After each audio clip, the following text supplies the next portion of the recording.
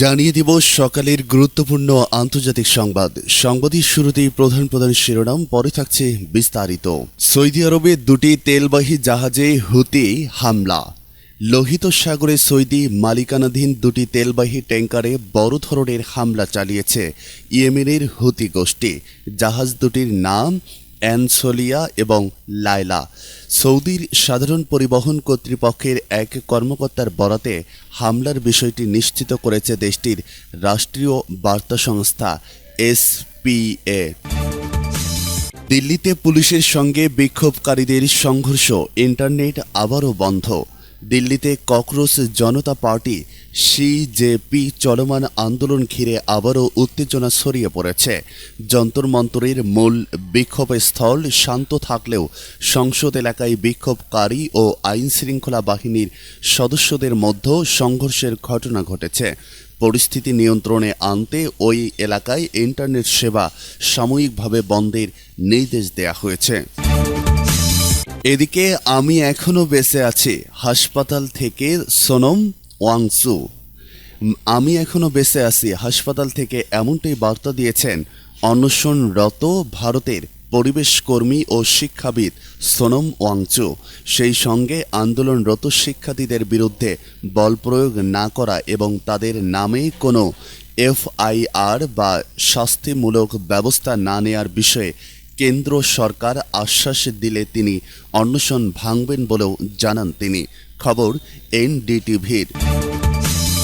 সর্বশেষ জানিয়ে দিব, ইরানের বিভিন্ন জায়গায় ভয়াবহ হামলা চালিয়েছে যুক্তরাষ্ট্র। ইরানের বিভিন্ন জায়গায় নতুন করে ব্যাপক হামলা চালিয়েছে যুক্তরাষ্ট্র। এ নিয়ে টানা 12 দিন ইরানে হামলা করছে মার্কিন সেনারা। দর্শক, এতক্ষণ শুনলেন সংবাদ শিরোনাম, এবারে বিস্তারিত খবরে যাওয়ার আগে ভিডিওতে লাইক দিয়ে পুরো ভিডিও দেখার অনুরোধ করছি। চ্যানেলে নতুন হলে অবশ্যই সাবস্ক্রাইব করুন। সৌদি আরবের দুটি তেলবাহী জাহাজে হুতি হামলা। লোহিত সাগরে সৌদি মালিকানাধীন দুটি তেলবাহী ট্যাঙ্কারে বড় ধরনের হামলা চালিয়েছে ইয়েমেনের হুতি গোষ্ঠী। জাহাজ দুটির নাম অ্যানসেলিয়া এবং লায়লা। সৌদির সাধারণ পরিবহন কর্তৃপক্ষের এক কর্মকর্তার বরাতে হামলার বিষয়টি নিশ্চিত করেছে দেশটির রাষ্ট্রীয় বার্তা সংস্থা এসপিএ।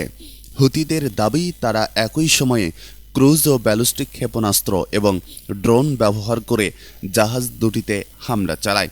এতে সহজ জাহাজে বড় ধরনের আগুন লাগে এবং ব্যাপক ক্ষয়ক্ষতি হয়।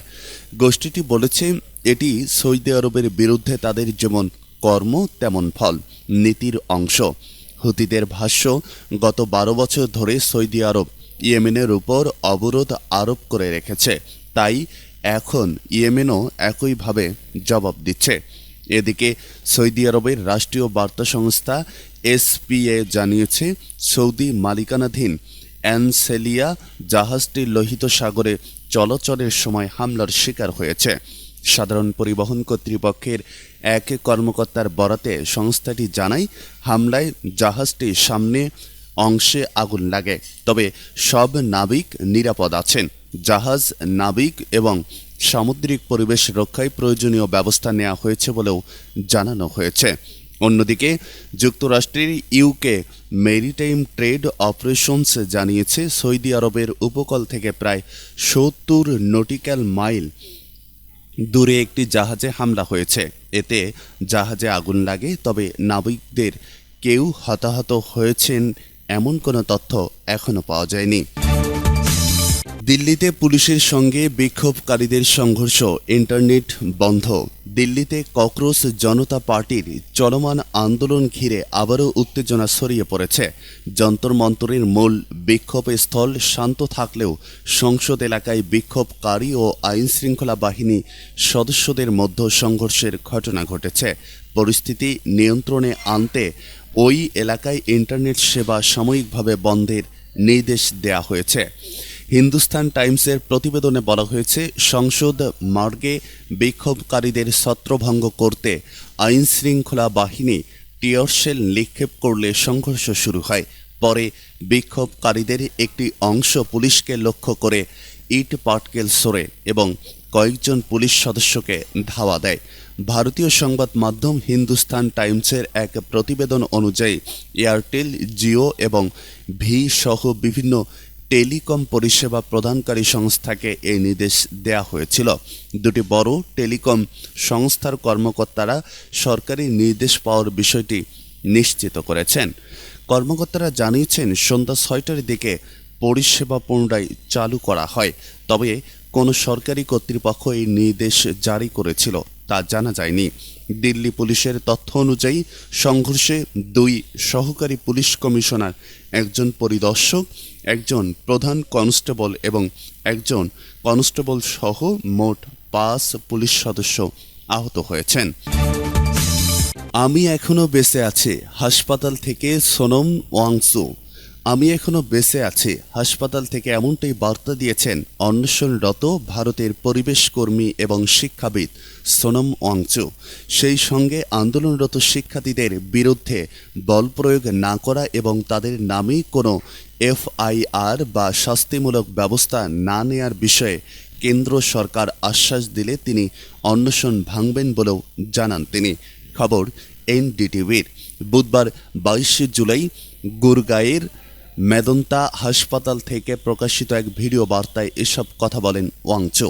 ওয়াংচু জানান, অন্বেষণের 25 দিন তার ওজন প্রায় 11 কেজি কমেছে, শরীরের পেশিও অনেকটা ক্ষয় হয়েছে, তবে তিনি এখনও বেঁচে আছেন এবং কাজ শুরু করতে চান। তার ভাষ্য, আমি এখনও বেঁচে আছি। আজ আমার অন্বেষণে 25তম দিন। আমার ওজন প্রায় 11 কেজি কমেছে, পেশিও কমে গেছে, তবে আমি ভালো আছি।